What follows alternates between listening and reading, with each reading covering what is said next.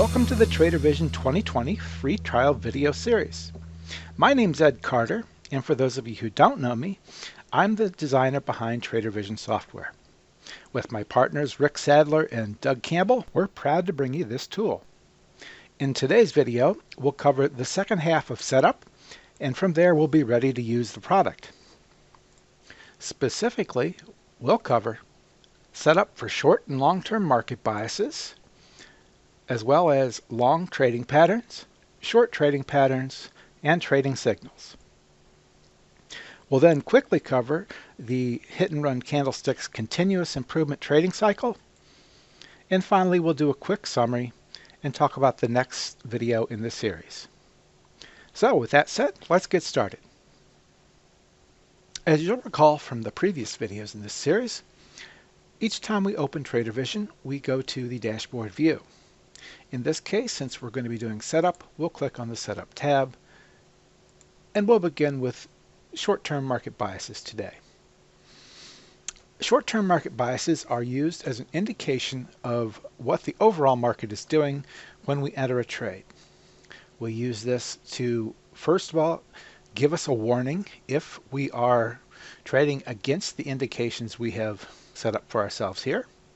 We also use this to track performance according to the various categories so that we can see after the fact if there's a pattern that relates to our trading in the various conditions of the market. In this case, Trader Vision comes with three predefined short-term biases. We use the SPY, or the tracking ETF for the S&P 500, and we have the SPY trending up short-term, the SPY range-bound short-term, and the SPY trending down short-term. For each of these conditions, we assign a long trade and a short trade risk level. In this case, I have set up that the SPY trending up condition is a no risk situation for a long trade, but is a high risk for a short trade. Perhaps I decide I've changed my mind and I would like to change that to a medium risk for the short trade situation. I click Save and that change has been made. I would do the same for these other entries. It's important to note that if you decide not to use the SPY, perhaps you want to use the IWM or an indicator value, some moving average, or whatever you would like to define to specify the different conditions of the market in the short term, you can enter them here. You would click New and enter whatever your new market indicator would be. If for any reason you decide you don't want to see these in your drop-down list, for example, perhaps you no longer want to see range bound, you would highlight that entry, click Hide from drop-down lists, and that value is no longer available in the drop-down lists within TradeView, for example. Short-term market bias only has SPY trending up and SPY trending down.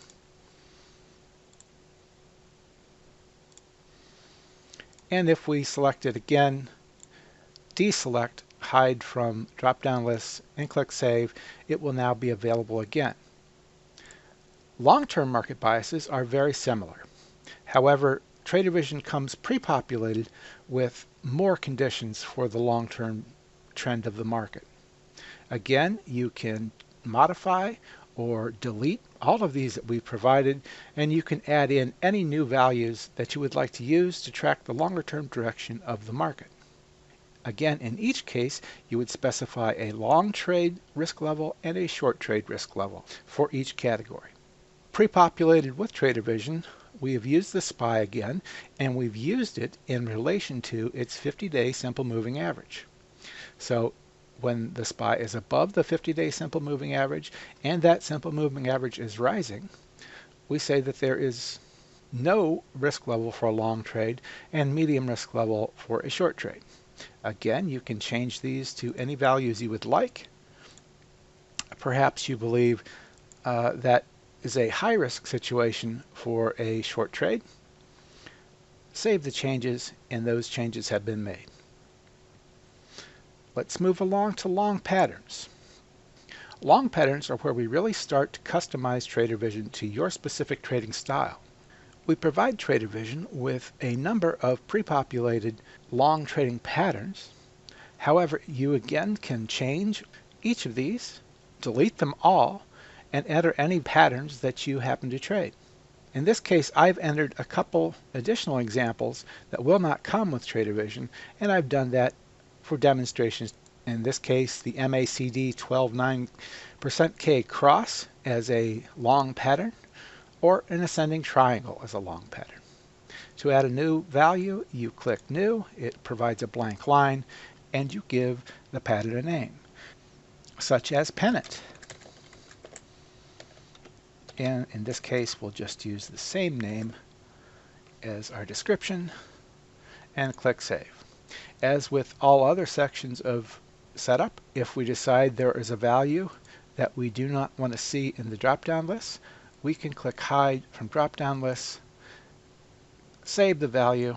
It's grayed out in our entries, and out in the application, we would not see MACD 12.9% K cross as an option from the drop-down menu for long trading patterns. You can, of course, reverse the process, saving that change, and it would be back the way it was just a moment ago. Of course, you can always delete values. It asks you if you are sure. You confirm, and that value has now been deleted and is no longer part of the system. Moving on to short trading patterns. Short patterns are very similar to long patterns. These are any trading patterns that you happen to trade from the short side. TraderVision will come pre-populated with a number of entries, and you can change any of these entries if you happen to have a different way to refer to a pattern, or you would like to modify the description. Of course, you can delete or add new short trading patterns as you prefer. In this case, let's add a new one, and we'll call this the Eiffel Tower. And we'll use the same description. I guess it would help if I spelled it correctly. Saving that value, it is now on the list. As with any of the other lists, if we decide we want to move its location within the drop-down list, we can use these green arrows to move it up and down as we prefer, clicking Save, and that's where it will now show up in the list. If we decide there's a value that we no longer want to see, we highlight it, click Hide from drop-down lists, and it is now grayed out here, and out in the application it is no longer available from the drop-down list for short patterns. To reverse the process is the same. Highlight the item, deselect Hide from drop-down lists, click Save, and now it is available again in the drop-down lists. Moving on to candle signals. And candle signals is a bit of a misnomer. TraderVision comes pre-populated with a fairly extensive list of candlestick patterns. That is because those are the primary signals that are traded in the hit and run candlesticks trading room. However, just as with the long patterns or the market biases, you can change these to any values you want. You can add new ones. You can delete existing ones. This is meant to be set up for your trading style. So if, for example, your signals are moving average crossovers, we can add a new value. Let's just call this the bullish 3 EMA crossing the 8 EMA. We would assign a risk level. Let's say that we consider that very low risk for a bullish or long trade. However, let's say that we consider it to be a high risk for a short trade. We save that value, and we can now move that value up in the list wherever we would like it. By the same token, if we decide we no longer like that particular signal, we can delete it. Again, we're asked if we're sure we want to delete it. We confirm, and it is now gone from the application. And there we have it. We save our changes, and we have now completed setup of the application. So congratulations! I would like to just do a quick refresher on the Hit and Run Candlesticks continuous improvement trading process, and then we'll complete this video. Most of you are familiar with this continuous improvement trading process from other presentations. For those of you who are not, let me do a quick overview. Essentially, the process begins by setting trading goals.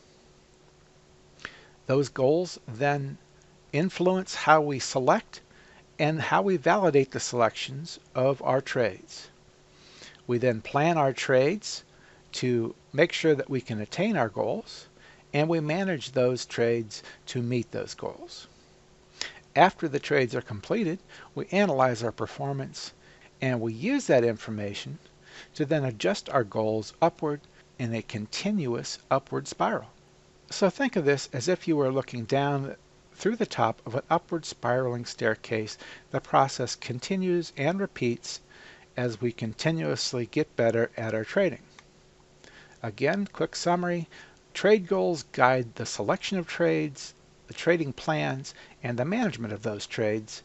The analysis of the results leads to adjusting the goals, and those adjusted goals then lead to refinements of selection, planning, and management of future trades. Okay. Let's do a quick summary of what we've done today. We talked about the setup of short-term and long-term market biases, as well as setting up long trading patterns and short trading patterns.